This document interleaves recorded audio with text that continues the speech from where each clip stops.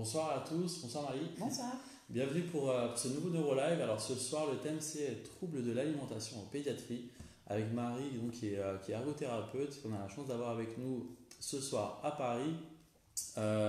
Du coup alors juste pour que les gens le sachent, tu nous avais contacté il y a ça quand même déjà pas mal de temps en fait. Ouais. En disant que donc tu voulais participer toi à un Neurolive, alors du coup ce qui nous a fait extrêmement plaisir parce que donc nous à chaque fois on est ravis lorsque les professionnels souhaitent participer au Neurolive. Et du coup, donc voilà, encore une fois, tu avais vraiment à cœur de vouloir partager tes connaissances, ta spécialité, avec un maximum de personnes donc, sur cette thématique. Et voilà, du coup, donc, ce soir, on a l'occasion de pouvoir le faire. Je vais peut-être te laisser un temps pour te présenter, Ouais. puisque du coup, donc, là, c'est la première fois que les gens te voient, en tout cas à travers le Neurolive. Et puis petit à petit, on rentrera sur le thème de ce soir. Ok. Donc, moi, c'est Marie, je suis ergothérapeute sur Dijon, diplômée depuis 15 ans. Et quasiment, je me suis posé des questions très rapidement, donc depuis une quinzaine d'années, sur les troubles de l'alimentation, puisqu'on connaît bien le volet de la compensation chez l'ergothérapeute.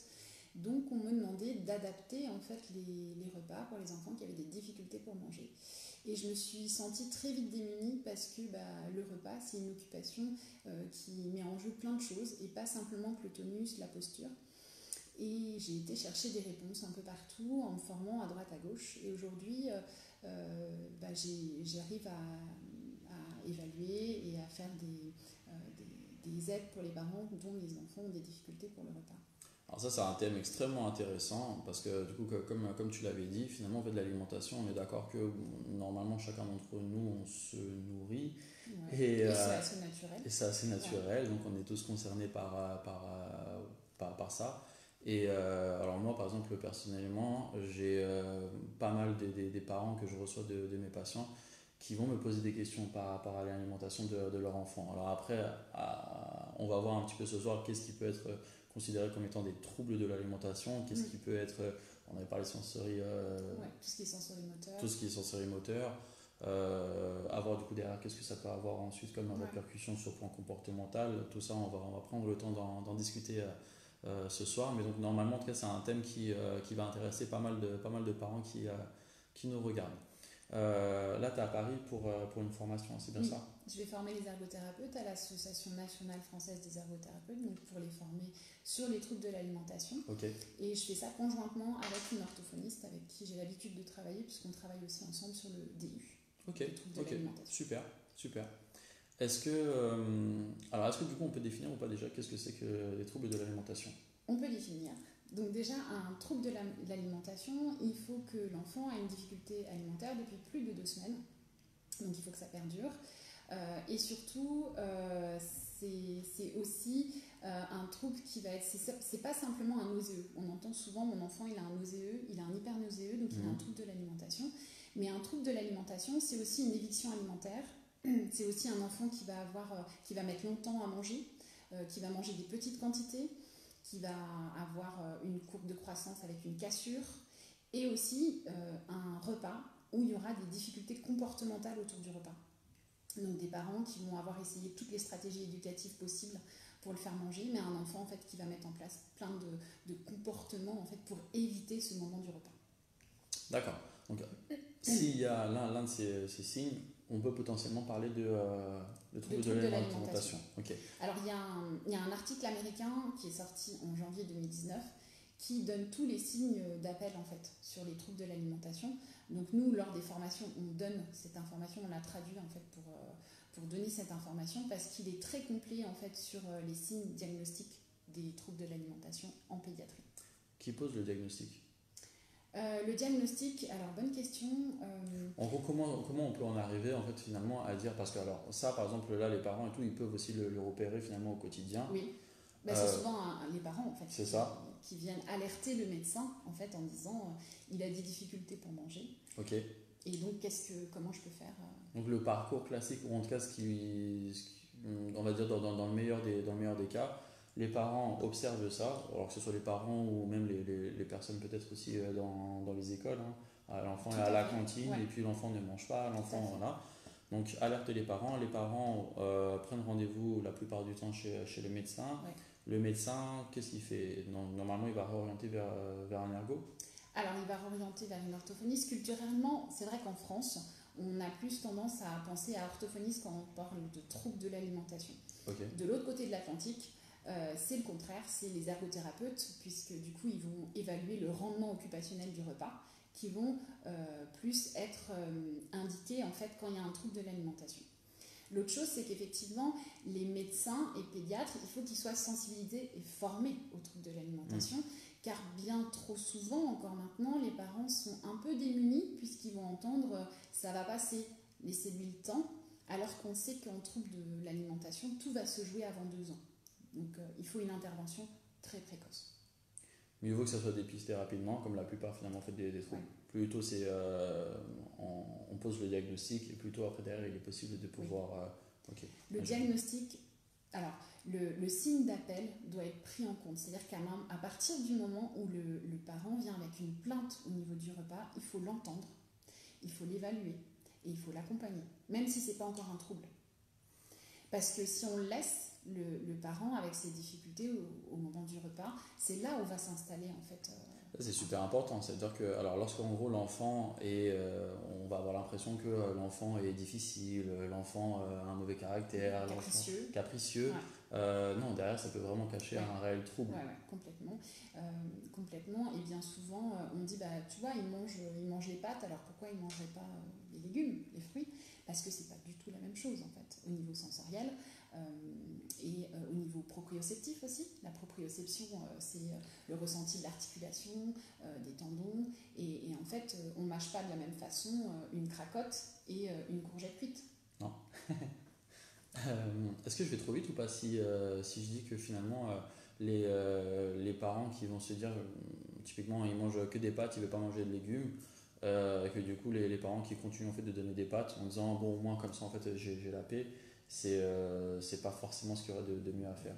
Alors non, effectivement, parce que on fait une éviction en fait totale, et c'est-à-dire qu'on va l'enfant ne sera plus en contact avec les aliments compliqués justement à découvrir. Après, j'ai envie de dire, les parents, c'est tellement compliqué, il faut savoir que le repas, ça revient 4 fois par jour, quoi. Donc ça veut dire que 4 fois par jour, on a l'enfant qui ne veut pas manger, les parents qui n'arrivent pas à le faire manger. Il y a aussi une pression de vie, c'est-à-dire que ces enfants qui ont des troubles de l'alimentation, si ils ne mangent pas, ils ne vont pas manger mieux au repas d'après. C'est-à-dire qu'on peut vraiment avoir des enfants qui sont hospitalisés, qui sont dénutris, qui ont des sondes nasogastriques, donc une sonde qui va passer du nez vers l'estomac, et voire même des gastrostomies, donc un ballonnet qu'on va mettre directement au niveau de l'estomac pour le faire manger. Donc il y a un vrai risque en fait vital, et les parents s'adaptent en fait. Ton enfant, s'il ne mange pas, tu vas lui faire des pâtes parce que tu veux qu'il vive, donc c'est une suradaptation qui est nécessaire des fois à la survie de l'enfant, mais il faut l'accompagner, et avant qu'il y ait rigidité, avant qu'il y ait hypersélectivité alimentaire, il faut justement arriver très tôt pour éviter que les difficultés comportementales se mettent en place et des rigidités se mettent sur les marques des fois. Quand Pompot il change son packaging, il y a plein d'enfants qui sont en difficulté et qui n'arrivent plus à manger la Pompot. Donc c'est vraiment compliqué. Après, tout ce qui se fixe en fait autour du repas et de l'aliment. Alors, donc en gros, en fait, alors, on reprend.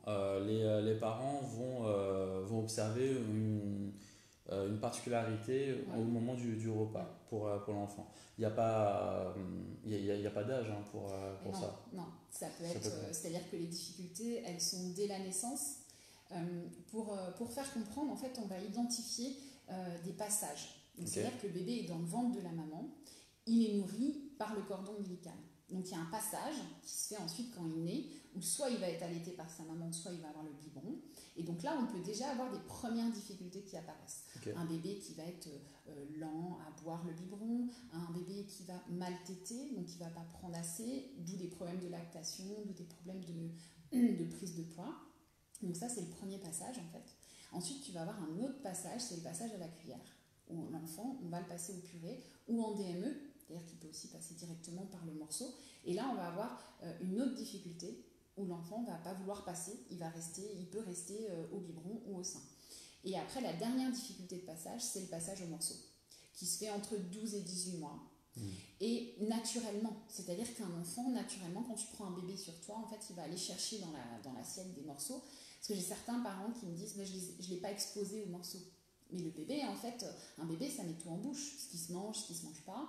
Et là, le bébé, en fait, il ne va pas aller dans son environnement, il ne va pas aller manger, il ne va pas aller explorer. Et là, il ne passe pas au morceau et ça peut perdurer. C'est-à-dire que ça ne passe pas dans le sens où j'ai déjà reçu des enfants qui avaient des troubles de l'alimentation et qui étaient en mixé à 8 ans. Ça existe. Donc la mastication, c'est un apprentissage comme l'écriture. C'est ça en fait. Ouais, oui, on apprend à manger, on apprend à bien manger. Oui. Si je te donne pas de morceaux, tu mastiqueras jamais. Ouais. Voilà. Et alors du coup, lorsqu'on parle de troubles de l'alimentation, on est d'accord pour dire qu'il n'y a pas d'antécédent psy en fait qui amène à ça. C'est plus au niveau sensorimoteur. Oui, alors on va avoir on sait qu'il y a des bébés à risque, comme les bébés prématurés par exemple. On sait aussi que quand le bébé a eu une hospitalisation dans la première année de vie, avec la mise en place de sondes, d'aspiration, de respiration, des soins qui sont essentiels à la survie du bébé au moment, mais qui peuvent être agressifs au niveau du développement sensoriel de l'enfant. En fait, on va avoir des enfants qui ont certainement déjà un packaging sensorimoteur qui est pas au top, et du coup, s'ils ont des agressions, eh ben, ils vont mettre en place des défenses et des difficultés. Et là, on a des troubles de l'alimentation qui se mettent en place. Alors, comment ça se passe du coup un bilan auprès d'une ergothérapeute pour mettre en avant les difficultés, des troubles de l'alimentation? Donc, en tant qu'ergothérapeute, on reçoit les enfants dès qu'il y a une plainte occupationnelle dans la vie quotidienne et les bébés, donc que ce soit au niveau de la mobilité, un enfant qui va pas bouger ou pas assez bouger dans son occupation, un bébé qui va avoir des difficultés à rentrer dans le jeu, ça peut être aussi un enfant plus grand qui a des difficultés au niveau scolaire, et donc dans les activités de la vie quotidienne aussi. Le repas étant une activité de la vie quotidienne, on va être référé par des médecins, par des pédiatres, par des orthophonistes aussi. Okay. On travaille beaucoup en partenariat avec les orthophonistes qui vont nous adresser les enfants en fait, parce qu'on fait un vrai travail de binôme. D'ailleurs, en Amérique et au Canada, elles travaillent beaucoup à deux, et il y a un super bouquin, si vous voulez le lire, qui fait 750 pages en anglais, qui est écrit par une orthophoniste et une ergothérapeute depuis ça fait bien des années qu'elles l'ont écrit. Donc du coup on est référé et on reçoit les parents en bilan. Il y a une grosse partie anamnèse pour comprendre la rupture, où est-ce qu'elle s'est faite, et savoir qu'est-ce qui ne s'est pas développé en fait correctement au niveau sensorimoteur. Ensuite on va évaluer les fonctions de l'enfant, donc l'enfant dans ses aspects sensorimoteurs. Comment ça se passe? C'est en cabinet? C'est chez lui? C'est à la maison? Ça va être en cabinet.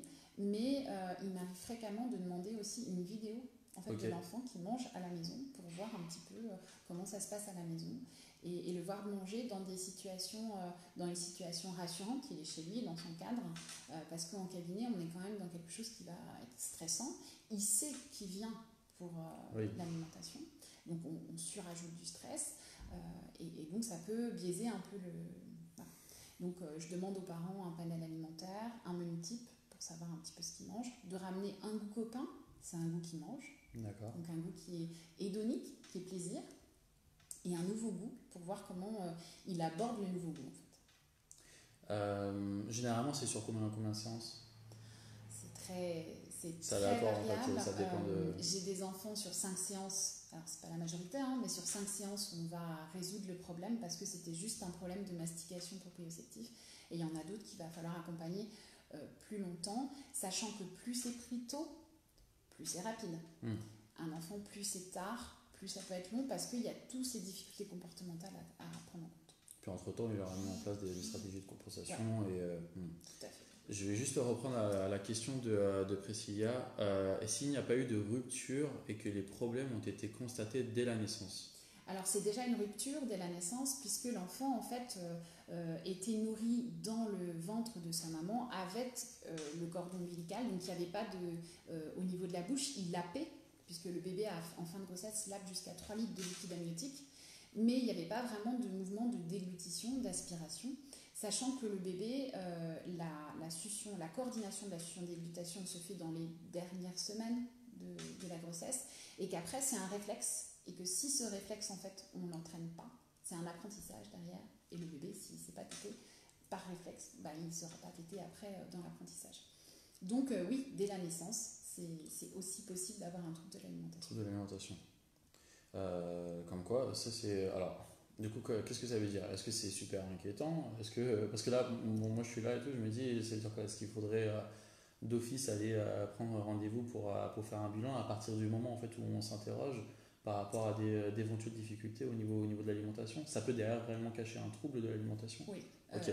En tout cas... Donc tu mets l'accent vraiment sur l'intervention précoce. Sur l'intervention précoce. Ouais. Ok. Sans parler de diagnostic, en fait, dès qu'il y a une plainte dans l'occupation du repas, donc dès qu'il y a une difficulté, que ce soit dans la succion, que ce soit l'allaitement aussi, il faut chercher des personnes formées en allaitement aussi qui vont accompagner la maman. Et le mieux, c'est qu'elles soient sensibilisées à l'allaitement et aux troubles de l'alimentation pour accompagner les mamans et faire en sorte qu'il n'y ait pas des choses qui se figent. Et plus on va intervenir tôt, plus en fait on est sur des difficultés qui sont sensorimotrices à la base. Ok. Donc du coup on va intervenir sur par exemple les bébés un peu hypersensibles qui vont avoir des difficultés d'intégration sensorielle. On peut avoir des bébés qui ne vont pas supporter le contact, donc on va créer un autre positionnement, qui vont avoir des difficultés proprioceptives, donc qui ne vont pas percevoir correctement dans la bouche, qui peuvent avoir des hypersensibilités dans la bouche, donc qui vont être gênés en fait par des tétines trop longues, des tétines trop grosses, ou au niveau de l'allaitement, et qui peuvent être gênés aussi par un réflexe d'éjection très fort du lait en fait, et le bébé il n'arrive pas à percevoir correctement, donc à déglutir au niveau moteur derrière. Donc il n'est pas rare que finalement un enfant qui présente des troubles de l'alimentation présente à côté d'autres difficultés au niveau sensoriel. Oui. Et c'est vrai que dans la littérature, on rapproche de plus en plus le trouble de l'alimentation avec des difficultés d'intégration sensorielle. D'accord. D'où la nécessité des fois de travailler conjointement et souvent avec l'orthophoniste qui n'a pas forcément cette formation en intégration sensorielle. Donc c'est vrai qu'elles sont très contentes que les ergothérapeutes arrivent. On travaille très bien ensemble. Oui, pour apporter cette complémentarité et ce regard. Alors du coup, donc ça c'était par rapport au bilan. Donc le bilan a permis de pouvoir mettre en avant donc, des difficultés, un trouble au niveau de l'alimentation. Oui. Comment ça se passe ensuite? Donc c'est les médecins qui posent le diagnostic. Alors, s'il est formé, malheureusement, on n'a pas encore assez de médecins formés. C'est-à-dire qu'on minimise ce trouble. C'est-à-dire qu'on va mettre la faute sur les parents en disant si vous le forcez, il va manger. On passe à côté finalement. En fait. Ouais, on passe à côté en disant aussi que ça va venir et qu'un enfant va forcément pas se laisser mourir de faim. Or, c'est faux pour un enfant qui a un trouble de l'alimentation. Mais ça, c'est parce que, est-ce que c'est parce que malheureusement, par mes connaissances, on n'interprète pas beaucoup trop les choses de façon psy, sans forcément voir le côté... oui, effectivement. On va mettre sur le fait que ce soit une maman qui est peut-être stressée, et c'est le cas, mais pas réussir à donner à manger à son enfant, c'est stressant. Donc, on va mettre ça sur le compte, effectivement, peut-être du stress. Et en oublier que le bébé il peut avoir une réelle difficulté sensorielle ou motrice au niveau c'est pas qu'il ne veut pas, c'est vraiment qu'il ne peut pas en fait. Ouais. C'est ça la grande différence, c'est que il peut vraiment pas faire. C'est-à-dire que c'est comme un paraplégique qui peut pas marcher, un enfant qui a des troubles de coordination de la succion déglutition ou après des troubles de l'alimentation, il ne peut pas manger comme un autre enfant. Donc alors on va dire diagnostic posé ou pas, quoi qu'il en soit, voilà. on apporte une solution. En tout cas toi clairement en fait apportes une solution qui va correspondre du coup, au mieux aux problématiques du quotidien de la personne et également donc, de l'entourage de l'enfant, parce que forcément c'est bien beau de travailler avec l'enfant, mais si derrière les parents on leur dit pas comment faire. D'ailleurs, il y a des articles d'ergothérapeutes américains dans le journal de l'ergothérapie, donc Occupational Therapist, qui mettent bien en avant le fait qu'il faut mettre les parents et l'enfant au centre de l'accompagnement. Donc moi, je mets un point d'honneur à les avoir en séance avec moi aussi, pour justement leur montrer, pour les aider, pour leur faire faire, pour les accompagner, parce que je ne suis pas là au quotidien. Et il faut absolument que ça soit refait plusieurs fois par jour. C'est 4 fois par jour le repas que ça revient. Et entre guillemets, c'est nos meilleurs partenaires. C'est-à-dire qu'on ne peut pas avancer sans eux. Ils ont besoin de nous aussi, mais nous, on ne peut rien faire sans eux.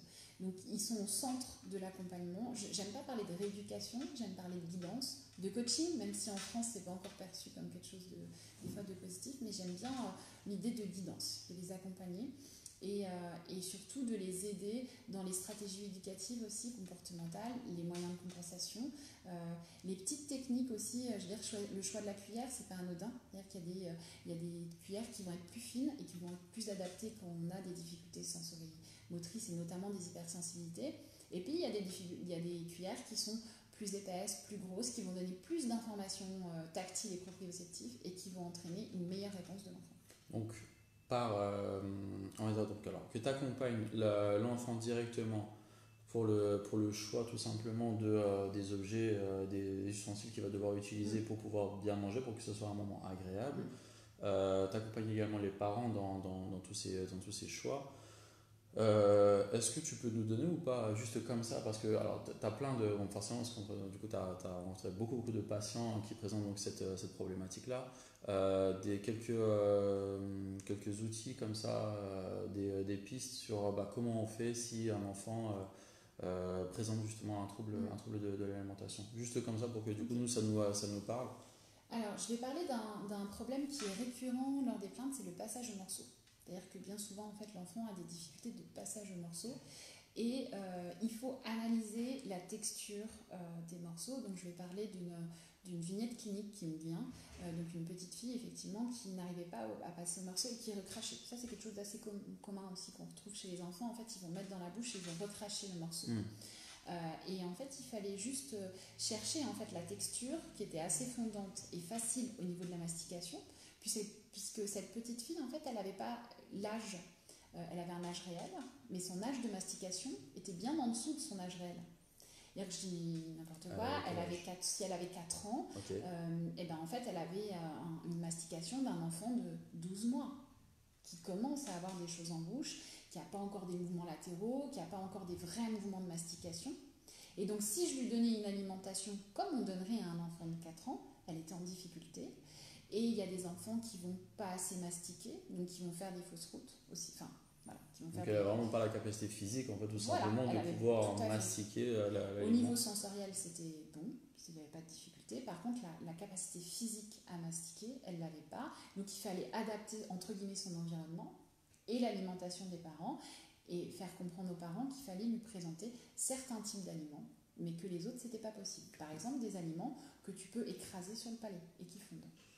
Le temps de travailler cette capacité-là. Parce qu'il faut savoir que la mastication, en fait, elle va être mature entre 4 et 6 ans. Donc de 12 mois, où tu vas présenter des petits morceaux, elle va mettre un certain temps à maturer et à être fonctionnelle pour manger des cacahuètes, pour manger des noix. Et que tant qu'elle n'est pas fonctionnelle, en fait, l'enfant, il peut ne pas avoir forcément accès à tout le panel alimentaire qu'on pourrait avoir. Et ça, finalement, du coup, ça, c'est l'apprentissage naturel. On apprend, en fait, à mastiquer. C'est l'expérimentation, en fait. Okay. On apprend à mastiquer, on va expérimenter, donc du coup, on va mastiquer correctement derrière. Si j'expérimente pas, je ne vais pas réussir. Donc là, clairement, on a agi sur l'environnement de l'enfant en guidant les parents sur quoi donner à manger, comment donner à manger. C'est-à-dire que des fois, pour certains enfants, c'est plus facile de les mettre directement sur les molaires pour bien percevoir en fait la mâche qu'on va donner. Et donc après, on les aide à passer un morceau. Pour d'autres enfants, on va travailler sur ce qu'on appelle l'habituation systémique à un aliment. C'est-à-dire que je vais proposer un aliment à l'enfant et à tout moment, je lui laisse la possibilité de le recracher. Ce qui est très anxiogène, c'est en fait si je te donne une sauterelle et que je te demande de l'avaler. Et ben en fait, la courgette pour l'enfant, c'est un peu la sauterelle. Et si je lui demande de l'avaler, ben là, c'est la panique. Par contre, si je lui dis, ben écoute, tu vas le toucher, tu vas le sentir, tu vas le mettre sur tes lèvres, tu vas le mettre sur ta langue, tu peux le croquer, le cracher, tu peux le cacher dans ta bouche, le cracher, tu peux le croquer 2 fois, le recracher. Et bien du coup ça devient moins anxiogène et l'enfant il est capable d'expérimenter la texture, il est capable d'expérimenter tout ce qui va être la proprioception et il sait qu'à tout moment en fait il peut cracher. Donc ça c'est des méthodes qu'on met avec donc l'enfant repart avec une grille pour savoir où il en est, où on en est au niveau de l'aliment, comment on avance et surtout c'est des aliments qu'on va présenter 15 à 20 fois pour qu'ils soient reconnus et rentrent dans le panel alimentaire. Ah, t'es obligé d'aller chez les gens alors, parce que sinon, c'est une cuisine que t'as dans ton cabinet. Alors, ils amènent les aliments qu'on Les est en aliments, train de ok. travailler. Nous, on C'est a des génial, c'est aliments le qui restaurant. sont à longue durée de conservation. Ok, Donc, on a des boîtes de conserve de petits pois, de carottes. Mais effectivement, j'ai c'est pas un super. cuisinier derrière qui fait le Non, menu. mais je prendrai rendez-vous du coup, moi aussi, chez Minarco. Donc, en gros, en adaptant l'environnement, ça amène à ce que normalement, en tout cas, ça diminue aussi les troubles du comportement, parce que bon, après là, on n'en a pas encore parlé de ça et tout, mais du coup, forcément, en fait, le trouble de l'alimentation, surtout du coup, en pédiatrie, j'imagine, ça amène la plupart du temps, non, Oui. les troubles du Ouais, comportement. ouais. Parce que l'enfant de 4 ans, je pense pas qu'il ait cette maturité pour pouvoir Non. dire, tu sais, papa, maman, là, ce que vous me donnez, c'est beaucoup trop, Ouais. trop Non, consistant, non, que j'arrive pas à non, le non, il mastiquer. l'a pas. Euh, Après, donc il n'y a pas de caprice, hein, on est d'accord, l'enfant ne fait pas de caprice, il ne sait pas le faire. Et donc on va beaucoup travailler avec des méthodes de coopération opérante, des renforçateurs, des économies de jetons, le mettre en situation de réussite. Donc par exemple, tu as réussi à mettre dans ta bouche, tu gagnes un jeton, et puis des fois au bout d'un jeton, tu as déjà un renfort qui arrive. Ok. J'aime beaucoup travailler avec des renforts aussi alimentaires, je peux parler de goût copain. Donc c'est vraiment c'est-à-dire que c'est un goût qui va donner une valeur hédonique à l'aliment. C'est-à-dire que nous, on a la faim hédonique, c'est la faim plaisir. Quand tu vois les frites du McDo là, sur la pub et que tu veux aller chercher les frites du McDo, Ah, ça oui. voilà. Et ben ça, c'est la faim hédonique. Tu n'as pas faim en fait, mais tu vas la chercher. Et les enfants qui ont des troubles de l'alimentation, souvent la faim hédonique, elle n'est pas présente. Donc il faut chercher un aliment en fait qui va être en faux. Et des fois, ça m'arrive de préconiser des curly matin, midi, goûter et soir si c'est l'aliment hédonique ou du Kinder. Alors oui, c'est pas diététique, mais C'est pas grave. c'est pas grave dans un premier temps, c'est pas l'équilibre qu'on cherche au niveau alimentaire. Mais en tout cas, ça va venir en renfort et l'enfant aura systématiquement ce renfort à chaque repas et des fois après chaque aliment essayé en fait. C'est génial, il l'associe du coup directement Voilà. à un renforçateur, à Ouais. quelque chose de plutôt un Et plaisir. surtout au niveau comportemental, ce qui se passe, c'est que le repas il est associé à un moment de déplaisir. Donc qu'est-ce que je fais en amenant un renforçateur et notamment alimentaire? C'est que je crée du plaisir autour du repas. Donc du coup, l'enfant, quand il vient manger, il sait que ça va être un moment de plaisir et pas un moment de contrainte où on a forcément essayé de le forcer à un moment donné parce que c'est humain de le faire, même si on sait que ça ne marche pas, qu'on a pu très bien faire du chantage, qu'on a pu très bien mettre des punitions en place. Et pour lui, du coup, tous ces troubles du comportement, il a mis en place des évitements en fait. Donc, je viens pas manger, je descends de table, je bouge, et c'est simplement des évitements par rapport à ces Oui, difficultés parce qu'en fait, ça peut alimentaires. arriver même en fait, parce que tu as certains enfants, effectivement, c'est même pas une question de goût, c'est pas parce que en fait, je n'aime pas le goût de telle chose, c'est parce que je n'aime pas tu parlais de mastication, c'est parce que c'est trop fatigant, par exemple, Tout à fait. de Ouais. manger tel Ça peut aliment. être très fatigant. Et il du faut coup, faire c'est pas du tout. attention Bah oui, voilà, ce qu'on c'est va ça. lui proposer.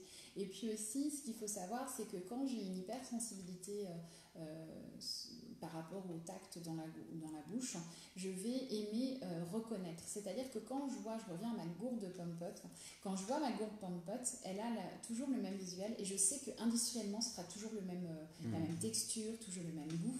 Alors que quand maman a fait une compote, des fois ça peut être un peu différent. Ou papa, papa aussi peut faire la compote.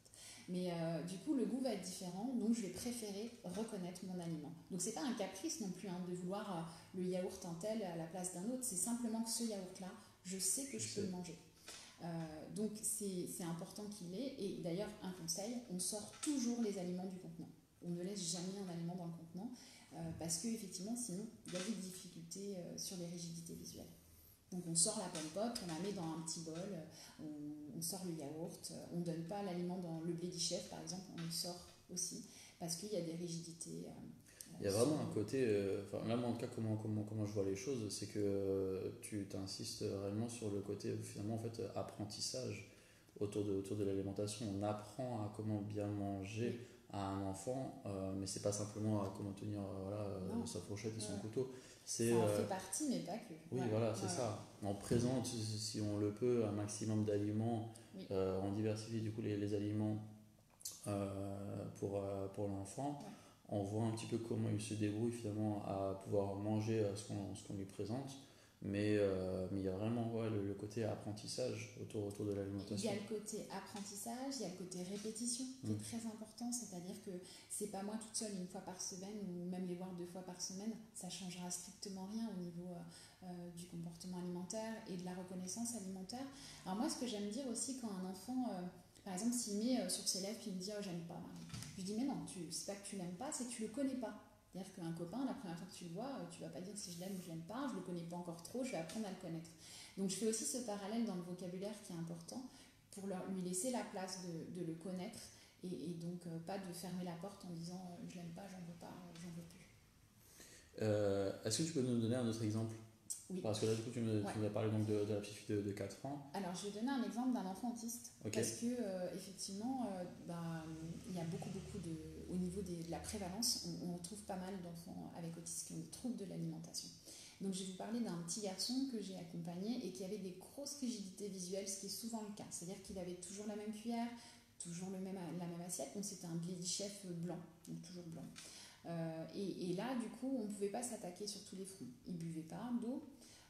Il a fallu s'attaquer déjà une caractéristique, un critère à la fois. Parce que ce qui est risqué aussi dans les troubles de l'alimentation, notamment avec les enfants autistes, c'est que si on s'attaque trop fort à son aliment nutritionnel, l'enfant il va arrêter de manger.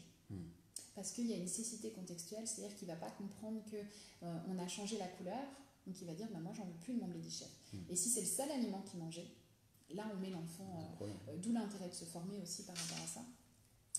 Donc du coup mon petit patient il mangeait que dans son Lady Chef, que avec sa cuillère, donc on s'est déjà attaqué à la cuillère, c'est-à-dire qu'il fallait qu'il puisse switcher d'une cuillère à l'autre. Ça paraît tout bête, hein, mais les parents s'ils oubliaient la cuillère en vacances, l'enfant il mangeait plus. Donc c'est des petites choses qui peuvent nous faire sourire, mais au quotidien pour les parents c'est compliqué. Donc on a travaillé avec des méthodes micro-graduées, c'est-à-dire qu'il devait manger une cuillère avec la nouvelle cuillère que je lui proposais et 9 autres avec l'ancienne. Et on a comme ça augmenté 2, 3, alors toujours des renforts, hein, toujours des choses. C'est ça, c'est qu'entre-temps, voilà. Bien sûr, il y a toujours des renforts derrière. Et puis le Lady Chef, j'ai voulu aussi pouvoir lui proposer une assiette différente. Donc on a, je ne sais pas si vous voyez le Lady Chef, il a des petites oreilles. En fait, il a 4 petites oreilles.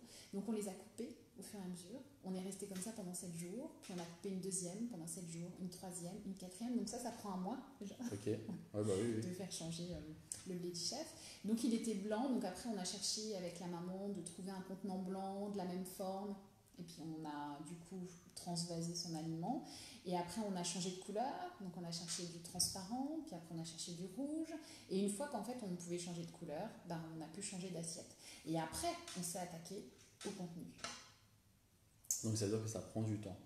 Prend du temps, oui. Il ne faut pas forcément chercher une solution miracle comme ça en se disant oui, demain c'est bon, ça va aller beaucoup mieux. Non, et puis il faut laisser le temps à l'enfant en fait, de s'habituer. C'est-à-dire qu'il faut une habituation à ce qu'on va lui proposer, que ce soit en termes de goût, que ce soit en termes de texture, que ce soit en termes de contenant en fait. Il faut le temps de s'habituer. Et là, cette maman était juste extraordinaire dans l'accompagnement qu'elle pouvait donner, parce qu'après on est passé sur le contenu même, et donc on a quand même fait des expérimentations alimentaires où on cherchait en fait de retrouver le type béchamel qu'on avait dans le Lady Chef. Donc la maman en fait elle a expérimenté des recettes de béchamel pour avoir à peu près le même visuel et la même texture. Et après, petit à petit, on a enlevé des cuillères de béchamel. Donc, pareil, pendant 7 jours, on enlevait. Et puis après, on en enlevait une, jusqu'à temps qu'on ait une mâche plus consistante. C'est intéressant parce qu'en fait, tu as employé le terme de expérimenter. Tout à l'heure, tu as employé le terme, tu as dit analyser la nourriture, l'aliment.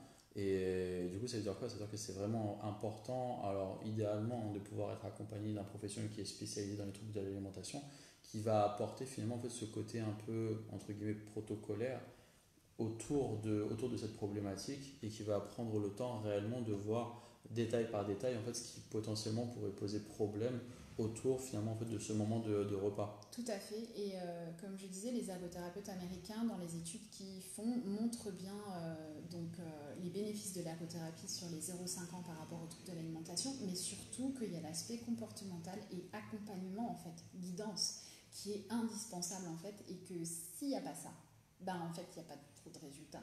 Si on prend l'enfant en cabinet, que je lui propose que des sollicitations sensorimotrices, que je le rends à ses parents dans la salle d'attente, en fait, au niveau des recherches, il n'y a pas vraiment c'est que de toute façon, tout se passera bien pendant la séance, mais une fois à la maison, ça repartira. Tu as employé le terme de transfert des acquis, il n'y a pas vraiment de transfert des acquis. Ouais. Et c'est important de faire des outils pour que du coup ça se transfère à la maison. Donc ils repartent avec des outils qui sont souvent personnalisés par rapport à l'enfant.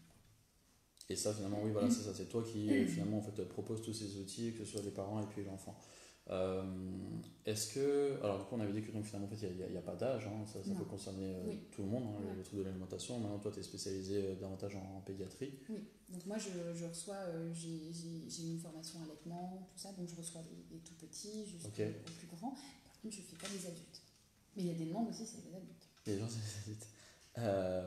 Est-ce comment ça se passe justement pour être spécialisé? Alors ça, c'est simplement en fait pour que les gens se rendent compte de alors des formations qui existent, d'autres supports qui existent en fait pour pouvoir être spécialisé. Alors c'est vrai que je disais que c'est important d'être spécialisé parce que c'est un accompagnement qui engendre beaucoup de choses. Donc effectivement, je pense qu'il faut se spécialiser et les ergothérapeutes, donc moi je suis enseignante dans certains IFE, donc je donne des cours aux étudiants. IFE c'est quoi?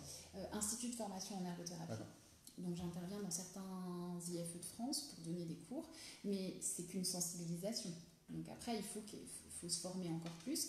Pour ça, vous avez l'ANFE, l'Association nationale française des ergothérapeutes, qui propose beaucoup de formations, dont les troubles de l'alimentation en pédiatrie. Il me semble qu'il y a aussi Grandville Santé qui propose ces formations-là. Il existe 2 DU en France aussi qui sont ouverts aux ergothérapeutes. D'accord. Donc le DU où je suis membre du bureau de pilotage et enseignante entre Lille et Paris. Et puis il y a un DU à Montpellier aussi qui se fait sur les troubles de l'alimentation. Et après, il y a la formation à l'allaitement, accompagnement à la femme allaitante qui se fait en e-learning sur Dijon aussi, qui permet et qui est ouvert aux ergothérapeutes aussi. Voilà, donc on peut trouver des formations là-dedans. Et je recommande aussi de coupler en ergothérapie à l'intégration sensorielle, ce qui est intéressant. Et est-ce qu'il existe des formations pour les parents? Alors, c'est des informations. C'est de la sensibilisation qu'on va faire pour les parents. Ça m'arrive de faire des formations dans les structures qui sont et du coup ouvertes aux parents pour les accompagner. Mais c'est vrai que il y a l'association Groupe Miam Miam aussi qui est une aide qui est une aide parentale en fait sur l'accompagnement justement des troubles de l'alimentation et qui propose en fait des journées aussi dans les départements, dans les régions pour écouter les parents, accompagner les parents et leur donner l'information aussi. Ok. Alors ça, limite, par exemple, ce qui serait bien et tout, c'est de pouvoir ensuite les rajouter tout en commentaire après la vidéo. Comme ça peut non seulement intéresser éventuellement soit les étudiants ou alors les professionnels et du coup sinon les parents qui regardent et qui vont partager la vidéo. Donc alors du coup tu nous as présenté deux cas. C'était quoi déjà? Parce que j'avais bien aimé moi l'exemple avec la cuillère. En fait c'est que tu proposes c'est des stratégies en fait d'habituation progressive. En fait tu vas proposer la cuillère et en fait tu vas garder la cuillère jusqu'à temps que l'enfant l'ait acceptée. Et surtout, il ne faut pas faire d'extinction, c'est-à-dire qu'il ne faut pas que tu retires la cuillère, il faut que tu gardes la cuillère et après du coup tu vas garder l'enfant en position de réussite et dès qu'il y a une réussite, en fait tu renforces avec quelque chose de très agréable pour l'enfant pour qu'il comprenne que c'est plaisir. Concrètement, moi je suis là, je tends la cuillère en fait à l'enfant il n'ouvre pas la bouche, il tourne la tête. On garde quand même la cuillère. Je garde la cuillère. Alors, moi, souvent, c'est ce que je mets en place au niveau du cabinet. Je ne demande pas aux parents de le faire en première intention tout seul. C'est moi qui vais l'initier au cabinet pour justement pas les mettre en difficulté. Mais du coup, j'ai un renfort dans la main, j'ai la cuillère dans l'autre. Je lui montre en fait ce que je veux et je lui montre le renfort. Et du coup, ce que lui veut. Et il comprend très vite que ce soit un enfant verbal, non verbal, que je veux en fait qu'il aille sur la cuillère et il le fait et le renfort vient tout de suite derrière. Ok, ça c'est super intéressant. Donc c'est-à-dire que parce qu'effectivement en fait si on retire, l'enfant il se dit finalement je fais un peu ce que je veux et encore une fois l'enfant il se rend pas compte que c'est pour son bien que les parents lui proposent finalement de. C'est ça qui peut être un peu compliqué et c'est là où tout l'intérêt de la guidance parentale, c'est que c'est dur. Je veux dire au niveau parental, c'est dur de garder, de ne pas faire d'extinction en fait, de ne pas repartir derrière. Et oui, parce que l'enfant il pleure, l'enfant il... Et d'où l'intérêt de les avoir en séance, ils voient comment je procède, ils voient que ça marche aussi, et donc du coup c'est reproductible à la maison. Et si justement, alors donc après par exemple typiquement l'enfant en fait refuse d'avaler, C'est-à-dire qu'il ouvre la bouche, on n'a pas triché, on ne l'a pas bouché le nez. Ça, on n'a pas le droit. Voilà, on n'a pas le droit.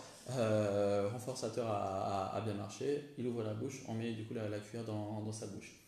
Il refuse d'avaler. Alors, c'est rarement le cas des fois en mixé, puisque du coup, il va quand même en avaler un petit peu. C'est souvent le cas en morceaux, où du coup, il va recracher.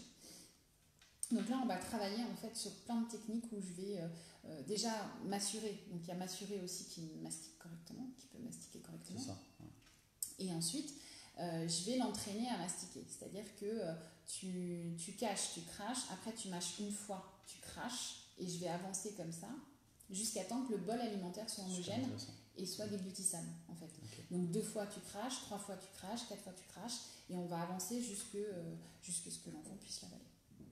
Et ça marche assez bien. On arrive à augmenter le panel alimentaire.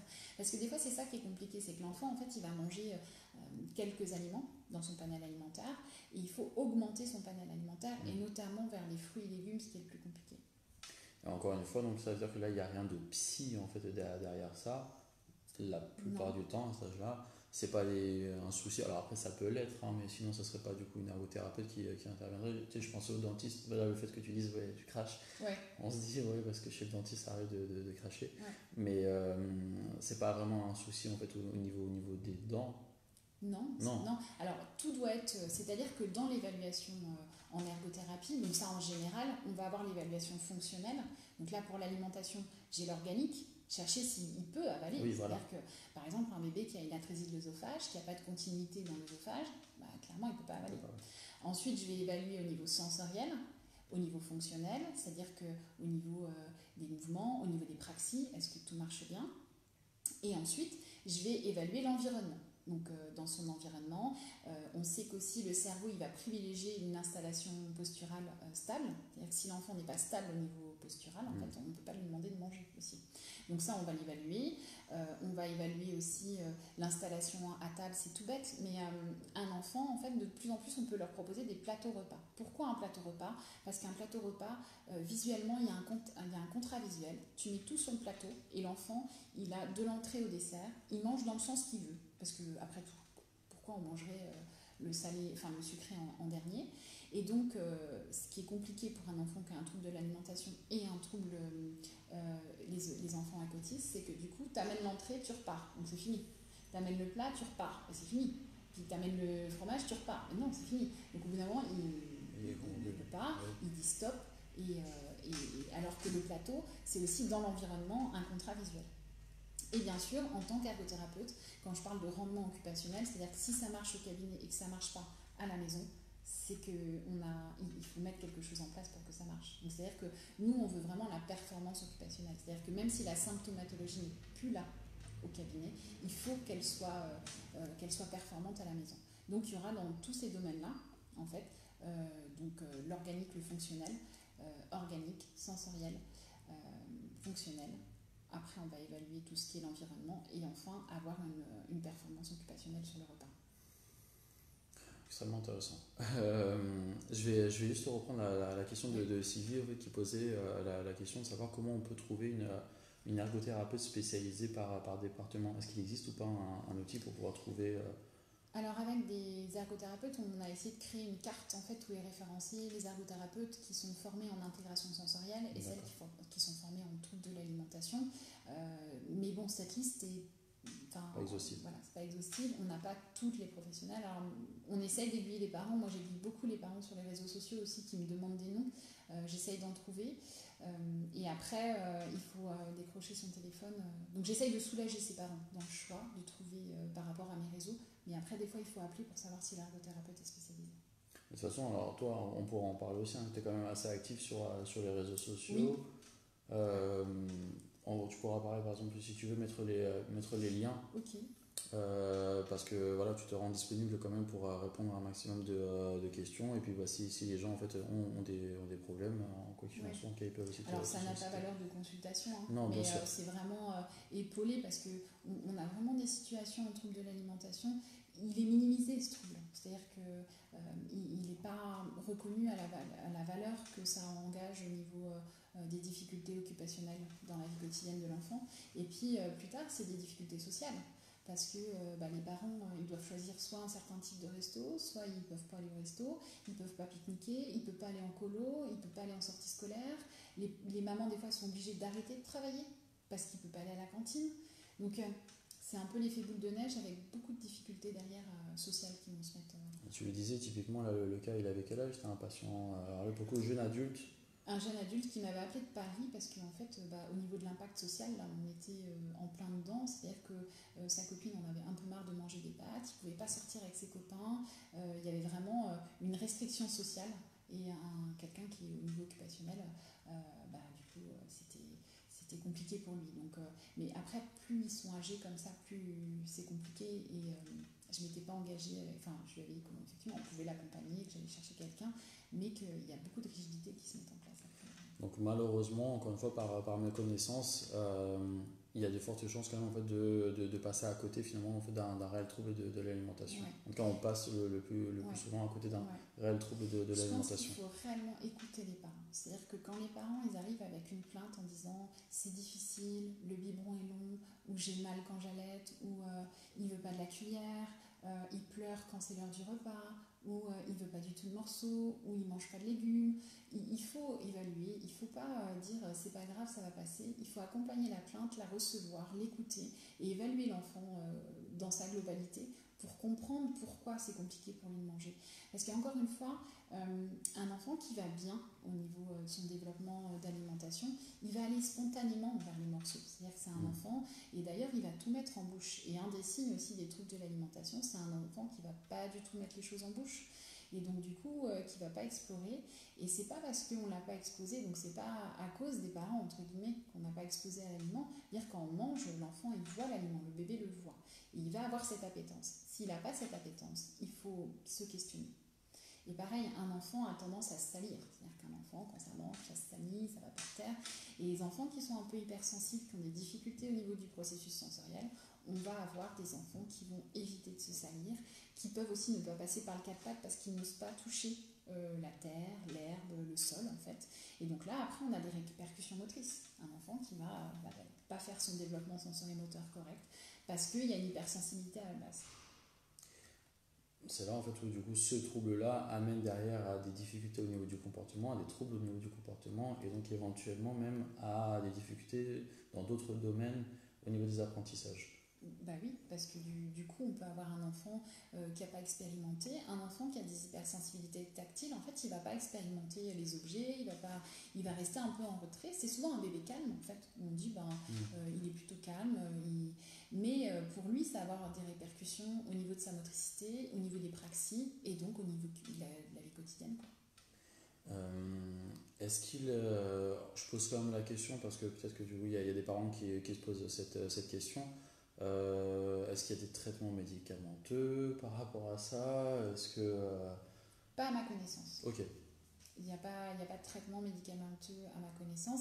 Quand il y a un problème organique, il faut bien sûr s'occuper de l'organique. Avant, dire que par exemple, j'ai eu un petit bébé qui avait une fente palatine, donc forcément, on avait des difficultés organiques, ce qui fait qu'il n'a pas réussi à téter et on est passé par autre chose. Donc il faut régler l'organique, mais je ne connais pas de médicaments à ma connaissance par rapport à ces difficultés. On va prendre le commentaire d'Aurore. Alors, ma fille a des troubles de l'oralité. Elle avait été diagnostiquée, entre autres choses, dyspraxique orale, en plus d'un TSA et TDAH. En fouillant dans son carnet de santé et en parlant avec une orthophoniste, j'ouvre le commentaire, une orthophoniste spécialisée, on a mis en avant, entre parenthèses, ce que personne n'avait fait, le lien entre son son RGO dû à une intolérance à la caséine et gluten. Les reflux lui avaient provoqué forcément des douleurs et des troubles alimentaires. Et donc après, troubles d'oralité. Après séance d'ostéo, travail sur la sensibilité buccale, mastication, etc. Elle a remangé, parlé correctement, on a pu à peu près correctement. Enfin ouais, on a pu, ok. Elle a remangé, parlé correctement. Ok. Et bien effectivement, alors le RGO aussi, ça peut être un enfant qui a un RGO. En fait, il faut savoir qu'à chaque fois qu'il va manger, qu'est-ce qui va se passer? Il a mal. Donc il y a une association qui se fait entre manger et douleur. Donc c'est des enfants qui vont se mettre au biberon ou au sein en hyperextension, qui vont être inconfortables, qui vont pleurer beaucoup, qui vont être douloureux et qui vont faire ces associations-là. Et on va retrouver des troubles alimentaires derrière. Je rebondis effectivement sur un enfant qui a alors on appelle plus ça dyspraxie maintenant, un trouble du développement des coordinations, mais il peut avoir des difficultés motrices en fait au niveau des praxies bucco-faciales et de ce fait avoir des difficultés à manger, à mastiquer, à avaler. Et aussi les dysphasiques, je retrouve dans l'anamnèse, comme le dit aussi dans le commentaire, des difficultés d'alimentation parce que en fait, effectivement la zone de la bouche au niveau de l'alimentation, il y a un trouble développemental qui fait que ça ne se développe pas correctement. Donc c'est vraiment en fait finalement ça peut être potentiellement un signe parmi tant d'autres en fait pour aller voir éventuellement s'il n'y a pas autre chose autour de ce trouble de l'alimentation. Ça peut être un signe précoce d'un trouble neurodéveloppemental chez l'enfant. Je ne dis pas que c'est parce qu'on a un trouble de l'alimentation qu'on a un trouble neurodéveloppemental, mais bien souvent on peut avoir des enfants qui ont des difficultés d'alimentation et après on a un diagnostic de trouble du développement des coordinations, dysphasie ou TSA qui est derrière parce que c'était un des signes précoces. Donc je pense que ça ne doit jamais être pris à la légère en fait. Il ne faut vraiment pas le prendre à la légère et qu'il vaut mieux consulter pour 5 séances que d'attendre et après avoir des difficultés qui vont se figer. Quelle heure il est? On va voir un petit peu si on est bon ou pas au niveau du 21h. Ok, bah on est dans les temps, on est plutôt pas mal. Est-ce qu'il y a est-ce que tu as d'autres choses sur lesquelles tu voulais venir? D'autres choses dont tu voulais parler? Je crois qu'on a fait le tour. On a fait le tour. Ouais. On laisse quelques minutes pour voir s'il y a encore d'autres questions. Okay. Ouais. Sachant que c'est là pour le coup c'est le dernier Eurolive avant le mois de septembre. Ok. Ouais. C'est la pause des vacances. Exactement. On a tous besoin de vacances. C'est ça, ouais. On a hâte. Mais à la rentrée, alors là il y a déjà des Eurolives de booker et tout pour la rentrée. D'accord. C'est plutôt cool. Ouais. De toute façon, alors là, si jamais là, les personnes n'ont pas forcément des questions, encore une fois, je le rappelle, vous pouvez très très bien laisser vos questions en commentaire. Encore une fois, Marie, elle est. D'ailleurs, encore une fois, merci Marie pour ta disponibilité. Parce que quoi qu'il en soit, que tu t'es rendu disponible pour parler de cette thématique. Et donc, si jamais vous avez des questions, on fera du mieux qu'on pourra pour répondre à vos questions. Alors, soit. Tu pourrais répondre toi-même ou sinon peut-être qu'il y aura d'autres ergots spécialisés qui répondront. À ce moment-là on pourra rajouter. Mais voilà, quoi qu'il en soit, en tout cas c'est pas parce que le live c'est fini ce soir que on reste dispo. Voilà, exactement, on reste quand même disponible. N'hésitez pas encore une fois aussi à partager, c'est vraiment chouette le fait que vous puissiez partager et comme ça donc on touche un maximum de personnes et ça peut éventuellement aider une personne qui malheureusement n'a pas pu consulter auprès d'un professionnel, habite beaucoup trop loin, n'a pas forcément les moyens, la structure est overbookée jusqu'à 2020-2021. Donc ça peut éventuellement répondre aussi à ces interrogations, à ces inquiétudes. Et voilà. Ouais, parce que vraiment, il faut revenir sur le fait que c'est une urgence de consultation. C'est-à-dire que moi, j'ai des créneaux d'urgence et un bébé qui arrive soit à la naissance, soit à 4 mois avec un trouble de l'alimentation, ça doit être pris dans les 15 jours. C'est-à-dire qu'on ne peut pas lui dire j'ai 6 mois d'attente, c'est pas possible. Parce qu'en 6 mois, il se passe trop de choses au niveau alimentation. Donc c'est vraiment une urgence. Et je pense que ce live, effectivement, comme tu dis, il faut le partager un maximum parce que moi, j'ai pas mal de parents qui ont vraiment galéré pour faire reconnaître les difficultés de leur enfant, qui s'en sont pris un peu plein la tête aussi, sur justement que c'était leur faute, tout ça. Et j'aimerais vraiment, le but d'être ici, c'est vraiment que ça change et qu'on ne pointe plus du doigt ses parents, on ne pointe plus du doigt ses enfants, mais qu'on les accompagne avec bienveillance comme il le faut et en leur donnant les clés en fait, pour avancer, parce que ce qui est très important de dire, c'est que ça avance. C'est-à-dire qu'on peut, en intervenant, on arrive à avoir un panel alimentaire qui permet en fait à l'enfant de se développer dans ses occupations quotidiennes, d'avoir une vie sociale, et aux parents aussi de souffler un petit peu par rapport aux difficultés comportementales autour du repas. Ce n'est pas que l'enfant ne veut pas, c'est l'enfant ne peut pas. C'est très important. Et ce n'est pas la faute des parents, c'est simplement encore une fois que du coup l'enfant ne peut pas. Donc effectivement. Mais c'est merci de mettre le doigt sur ça, sur cette guidance en fait pour les parents. Bah, du coup, si c'est bon c'est bon C'est pour bon toi, pour moi. ok, super. Bon, encore une fois, merci beaucoup. De rien. Merci, c'était c'était très clair, c'était super intéressant. Vraiment, j'ai appris plein de choses là pour le coup. J'espère que du coup, c'est pareil pour vous. Bah, va falloir souhaiter bonnes vacances. Bah ouais, Ouais. on va souhaiter bonnes vacances. Ouais, exactement. Passez de bonnes vacances. Prenez soin de vous. On va se rendre quand même disponible pendant les vacances. Il n'y aura pas de neurolive, mais évidemment, si voilà, les personnes mettent des commentaires, il n'y a pas de souci, on répond toujours avec plaisir. Et puis bah, pour le coup, on se retrouvera au mois de septembre. Voilà. Encore une fois, merci à De toi. rien. Ciao. Au revoir. Ouais.